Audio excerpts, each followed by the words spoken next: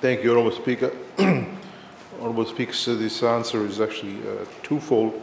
It's also an answer to a question that was raised by the Honourable Biman Prasad earlier, and I did refer to him and say that there's a question. So forgive me, sir, this may be a little slightly lengthy, but it's not too lengthy. 2 months ago, we opened our borders to travel partner countries, and this is after nearly 2 years of being closed to the world. And since then, there have been many positives, Honourable Speaker, sir, and of course, many challenges, as we all know. But in 2021, our total visitor arrivals stood at 31,618, compared to a record high in 2019 of 894,389. This was about 3.5% of 2019 levels and pre-COVID-19 levels, and a decline of about 96.5%. Mr. Speaker, sir, in the month of December, we received 23,226 visitors, and this was 73.5% of the total arrivals for the year. The 23,000 odd visitors in December was 31% of the arrivals in December 2019. And this 31% recovery can be attributed largely to Australia, which amounts to 17,896, and the US, which is 3,502, and those two markets that collectively made up the 92% of total December arrivals.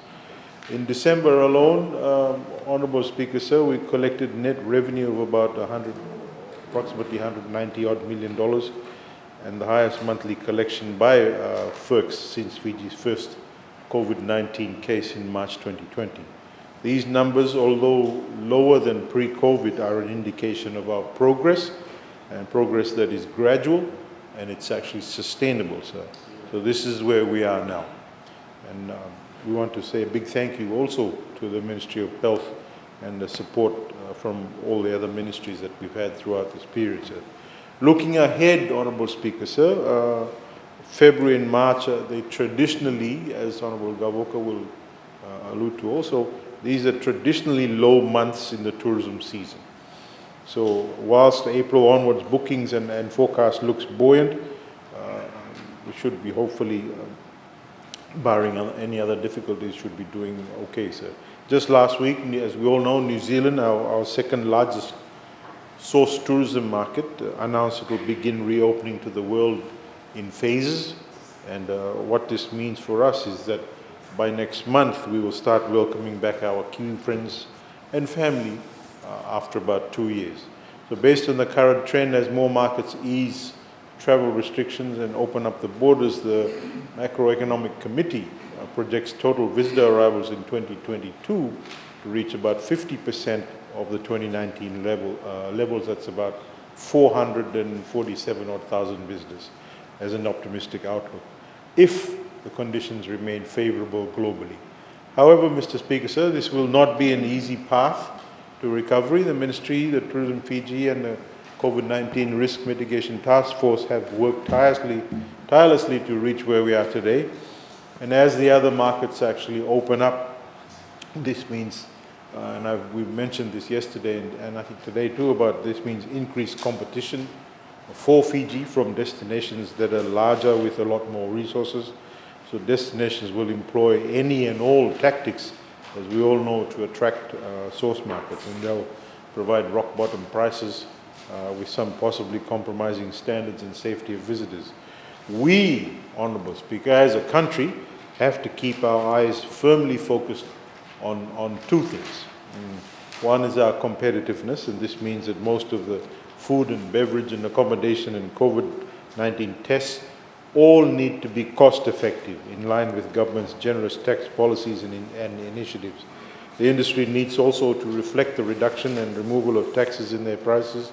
And secondly, also our image as a safe destination. So here, and this is very important, sir, and I'm sure the Minister of Health will support me in this.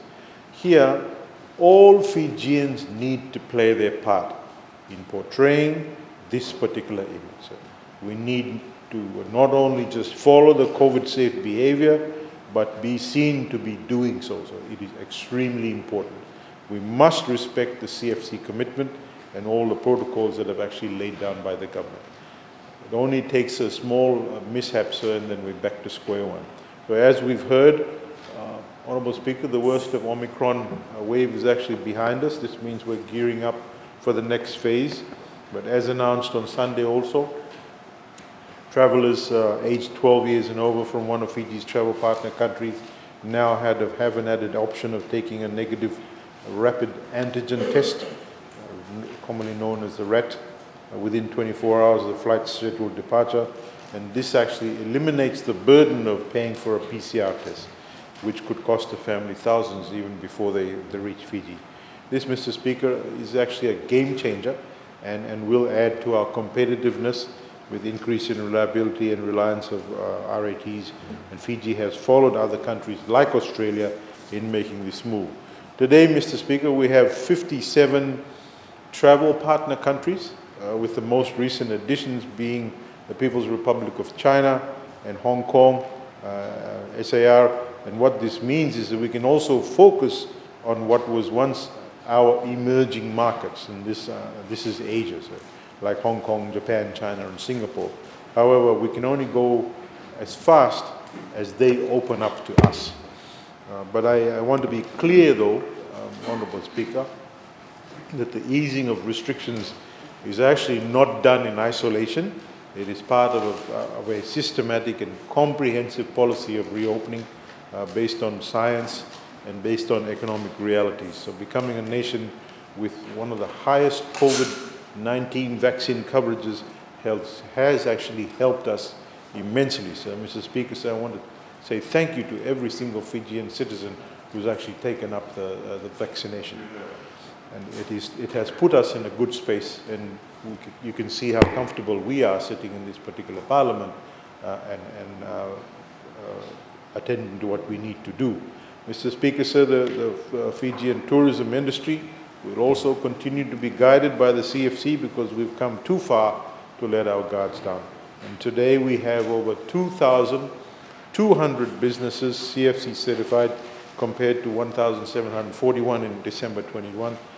And as any destination can expect, sir, we've seen some non-compliance, but they have been dealt with severely, and these businesses have and will be dealt with if they continue to disregard, and they can, and I mean this, sir, they can cost us our national efforts. So we must always be on the guard. Mr. Speaker, sir, I want to reiterate the Acting Prime Minister's caution to the tourism operators. Lack of adherence to CFC standards will absolutely not be tolerated. If you fail to comply, our COVID-safe ambassadors and the police will shut your operation down. It's as simple as that. We will not allow non-compliant operators to spoil it for those who actually follow the rules. We have had to work very hard. Every single frontline worker has worked very hard. The CRMT has worked very hard. All the ministries have been working tirelessly to get us into this position.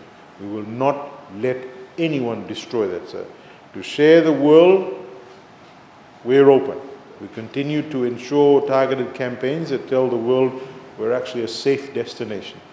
Last year we launched the Fiji's Open for Happiness campaign in anticipation of border reopening.